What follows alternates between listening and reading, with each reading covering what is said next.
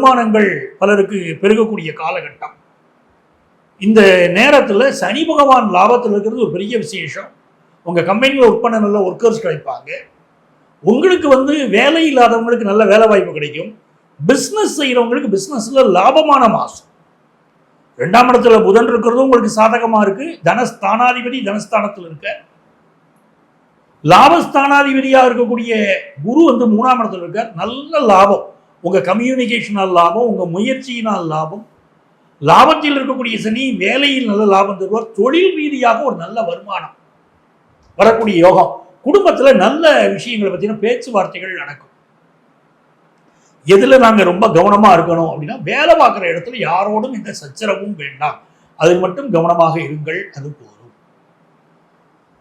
இந்த மாதம் முறை தவறிய உறவுகளால் சிலருக்கு பிரச்சனைகள் வரும். ரிஷபராசிக்காரங்களுக்கு எக்ஸ்ட்ரா மேரிட்டல் அஃபைர்னு சொல்றாங்க பாருங்க, திருமணத்துக்கு மீறிய உறவுகளால் சில ரிஷபராசிக்காரர்களுக்கு பிரச்சனை வரலாம் என்பது கவனமாக இருக்கணும். ஸோ ஃபினான்ஷியலாக நல்லா இருக்க போறீங்க, பிஸ்னஸ் நல்லா இருக்க போறீங்க, எஜுகேஷன் வைஸ் முன்னேற்றம் வந்துடும். இந்த மாசத்துல வடிவுடையம்மன் வழிபாடு பெரிய ஒரு மகிழ்ச்சி உங்க லைஃப்ல கொண்டு வந்து கொடுக்கும்.